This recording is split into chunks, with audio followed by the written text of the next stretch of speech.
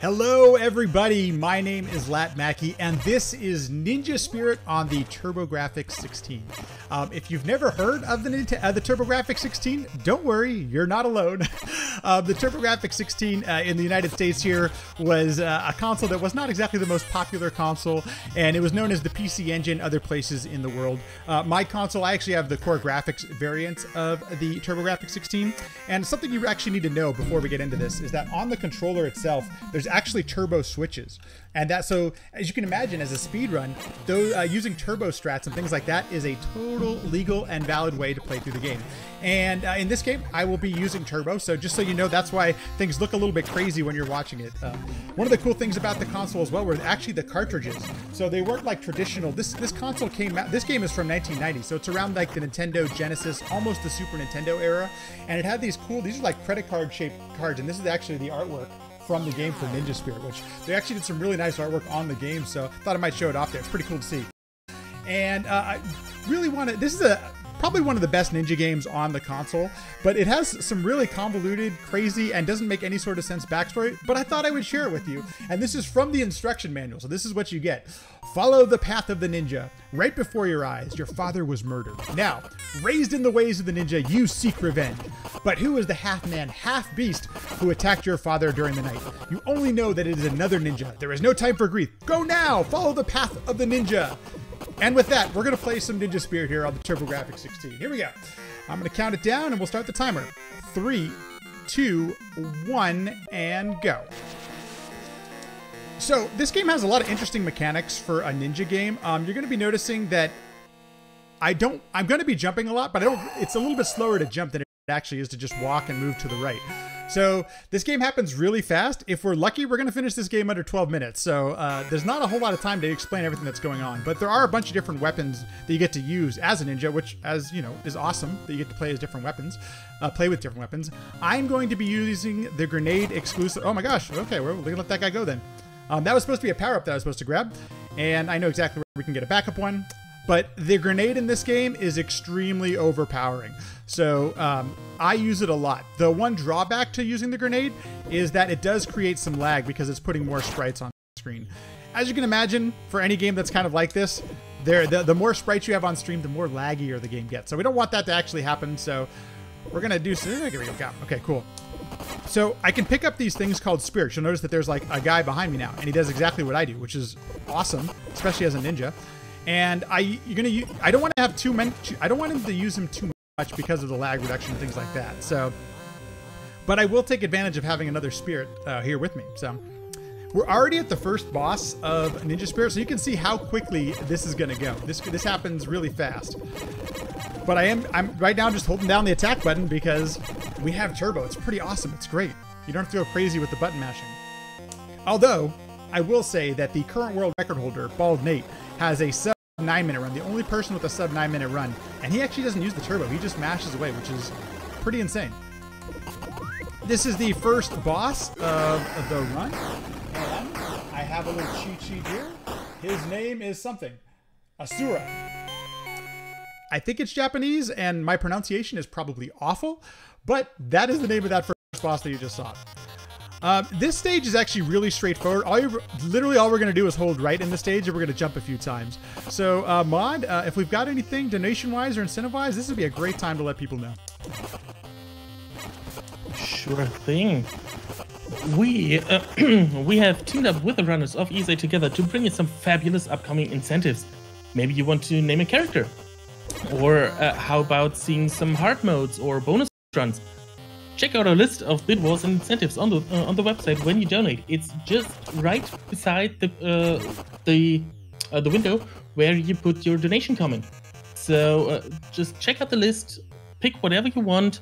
Maybe something from our well, not directly upcoming run, but for Quest of Glory, you can choose the class, you can name the character, and you can decide whether to save or kill the gravediggers. So really many decisions to be made, all possible with your donations.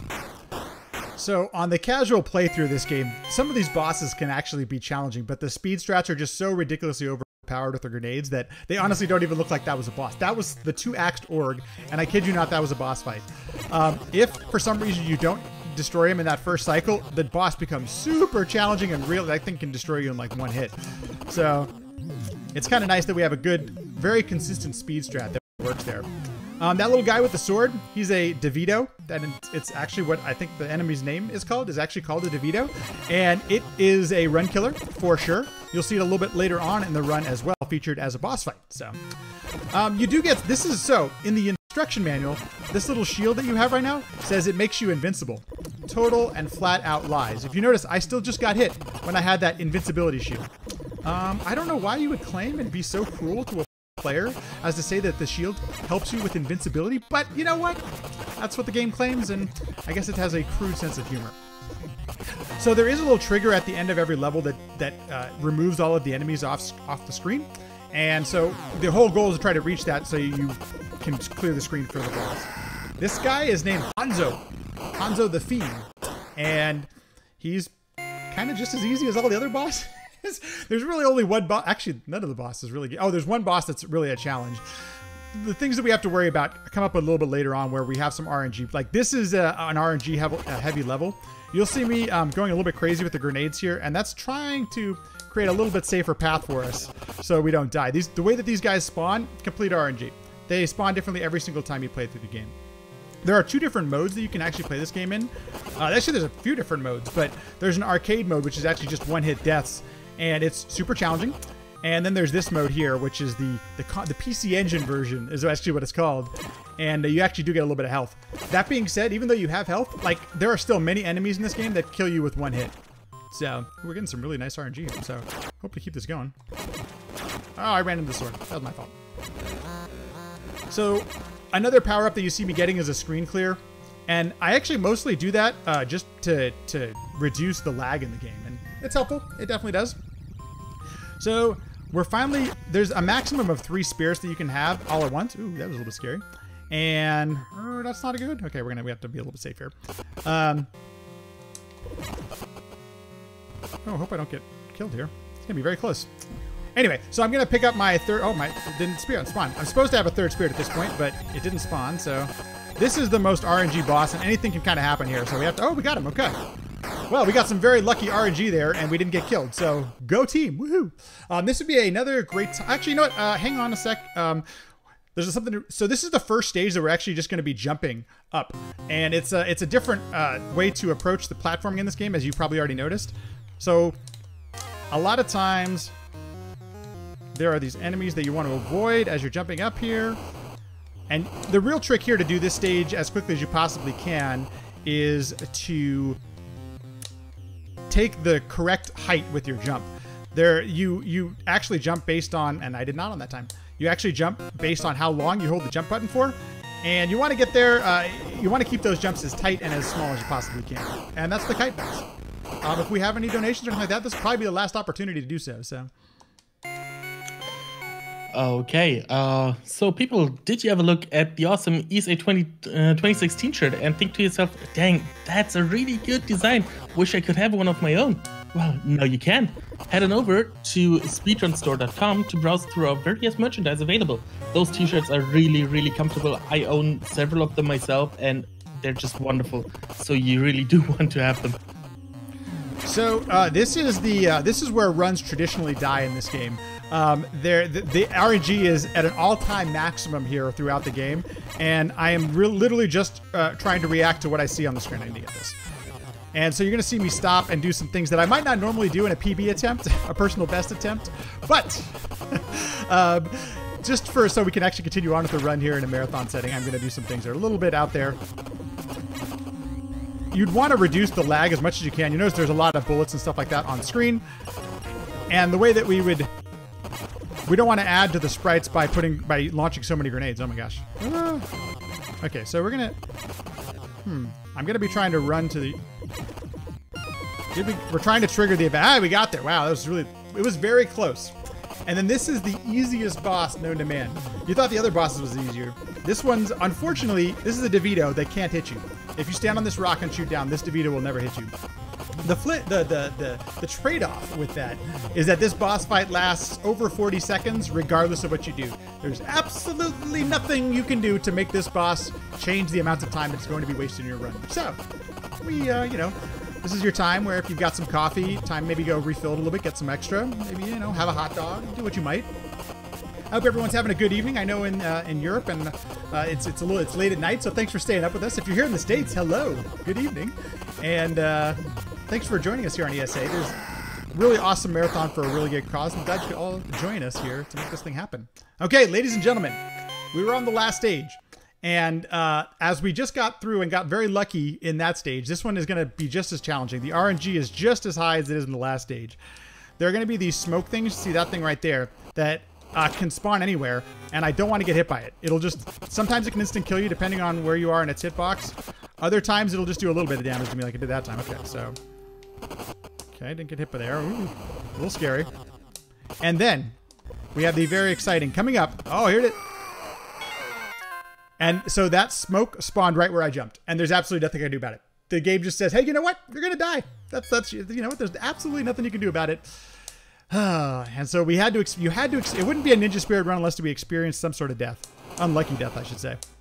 Okay, so we're going to try to repower back up here so we can take care of the ending boss in this game. Is very easy, but you have, once again, complete RNG. Absolutely nothing I can do there. So as a speedrun, as you can imagine, as you've gotten through your entire speedrun, this is what happens. It's always fun when this happens in a PB. You're on PB pace, or maybe you're even on world record pace, which doesn't happen too often because Nate is awesome. You have to deal with this RNG palooza here at the end.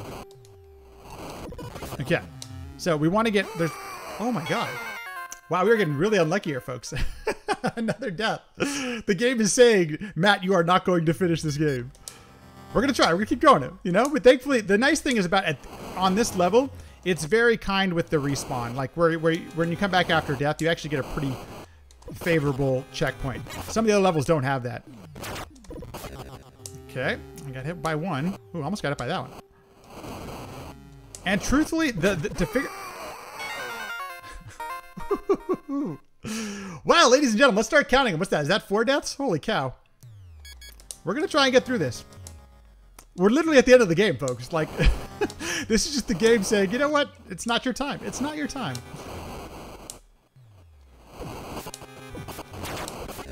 Okay, so we have to repower up. It's really challenging to beat the final boss if we don't have some sort of power up. The nice thing, if we can ever get to the boss, we will, are we going to continue here? Okay. Whew. Thankfully, there are unlimited continues, but hopefully we don't have to use them all. Here's where, you know, it would be great if there was some sort of like glitch or clip that we could figure out where we could just warp to the last boss. Because this RNG stuff is so, it can be a bit challenging to say the least. Like those guys will hit, the enemies that are coming after me, they kill me in one hit as well. So I have to stop for them. Oh, geez. Okay, we made it. Woo! Finally.